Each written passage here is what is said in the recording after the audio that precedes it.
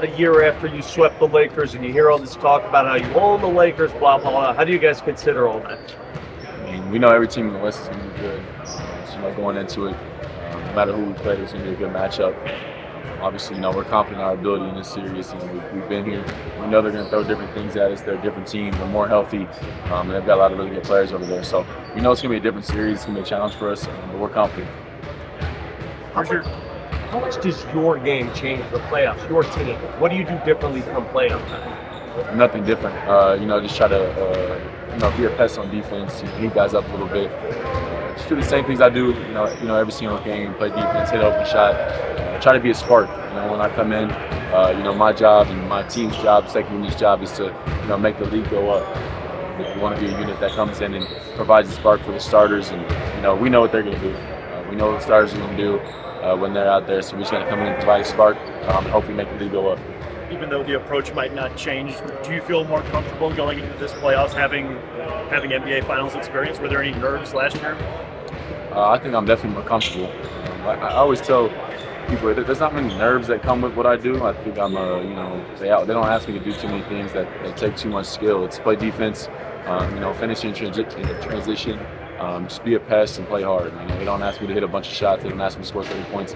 They ask me to play hard and give my best effort every single day. So that doesn't take a lot of talent, and I know I can go out there and give my best effort. And if I do that, I'm going to be in a good spot. So not too many nerves, but obviously I'm more comfortable, shooting the ball, playing with the ball in my hands, going into this playoffs. But just knowing where to pick my spots and knowing my role with what units on the court, I'm definitely more comfortable. Christian, are you superstitious at all? A little bit. Yeah. A little bit, yeah. Are there any things that worked for you in your routine last year during the playoffs that you apply then to this year? I learned a lot last year. There's some things I won't be doing this year. But no, nothing, not super superstitious, nothing in my routine. I try to keep everything the same. Every day I've learned that too. And just try to come in, have the same exact routine every single day. Address the things I need to address, fix the things I need to fix. But try to have the same routine to keep it, as consistent as possible. Can you share any of the things you won't be doing this year? No. Fair enough. Christian, we've heard a lot of talk from Coach Malone about transition, and specifically transition defense. With LeBron is basically a tank, trying to get out of transition. How do you go about stopping a player like that or slowing a player like that? Yeah, he's probably the best transition player of all time. We know that they got a lot of guys on the team that are really good in transition. Guys that spot up at the 3-point line, guys that get downhill and make plays. So got a lot of guys who are really talented, but a lot of that for us is just getting back on defense. When the shot goes up, crash discipline. We're not crashing from the top of the key. We're not crashing from the wings. If you're a corner crasher, you crash. If not, you get back. Don't be in the middle. Don't have Hubies. And if we do that, we're really confident that we'll be able to stop the transition.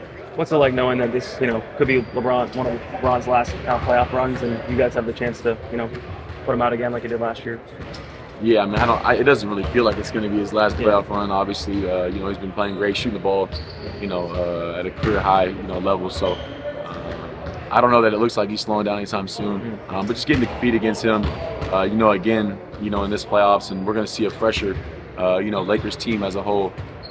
Just getting to compete against him is always fun, and they'll throw different things at us, and obviously his mind for the game is great. So getting to compete against him and getting to beat him, is really fun for us. Does it feel more normal now to play against him than maybe it did last year?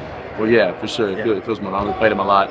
Played him in the playoff series. Played him in the regular season. So, just the Lakers as a whole.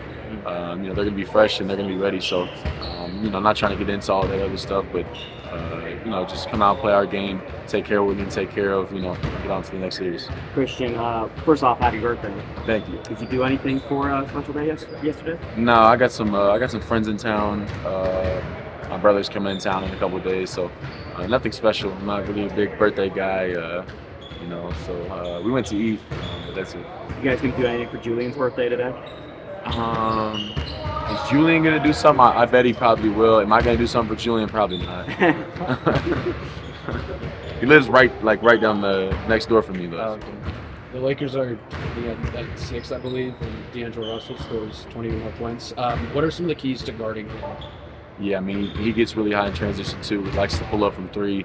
When that ball, gets in his right hand, he's gonna fire it. So, He's a guy you got to pick up 4-point range or shoot it from anywhere. If he sees a couple go down, he's a really confident player. So he's a guy that's definitely key to stopping them. And they've been really good, when he's playing well. So, just kind of make him work on the defensive end. That's another thing. Try to put him in actions on defense and make it tough on him. That way, he's so skilled on offense. You want to make him work on both ends. But he's a really good player, and they got a lot of really, talented players. So it's going to be a good series. Obviously, MPJ is going through a lot right now. Is it just kind of being there for him, talking to him about it, or let him be, or? I mean, he's been through a lot of things. I feel like he's a tough guy.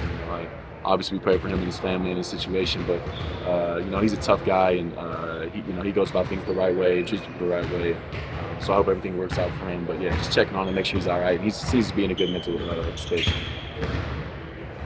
Christian, of the bench guys, you were the only one who was part of the playoff rotation last year. Do you feel like you need to take on any leadership with this postseason run, or is that something that whichever starter is staggering with the bench unit can kind of take that on? Well, yeah, I mean, just being in there, and even just the young guys that are part of the walkthroughs, making sure they're locked in and focused. I think I did a little bit of that last year too. But I mean, we have certain roles that we have. DJ has his role in our group chat. I kind of had my role in our group chat last year, so that wouldn't be new for me. As far as communicating, and that's not something I shy away from, and everybody knows that. I'm almost on people too much. Reggie knows this.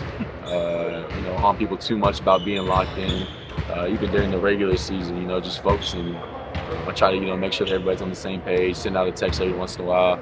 But yeah, if you want to ask somebody about me bothering you about being locked in, ask Reggie Jackson. I bother him all the time. We don't hear about the texts you send out as much as the one Nicola sends out. What kind of motivation? They don't mean as much. They don't hold as much weight. Like I said, more of my stuff is just making sure I'm in people's ear, making sure we're focused, locked in. Nicola's obviously his mean a little bit more, but we all send our things here and there. We're all focused and locked in. That's the main thing. As long as we're all on the same page and we're all locked in, going in the right direction and focused on the task at hand. That's what matters. And I know if this team is locked in and focused, especially on the defensive end, we have a good chance to go back to back. Have you ever voluntarily left the conversation in your group chat? Have I ever left the conversation? Yeah. So nobody ever leaves the conversation? No. I don't think so. Bad teammates. I think people have probably been kicked out. Thanks, man. Appreciate you. Thanks, dude.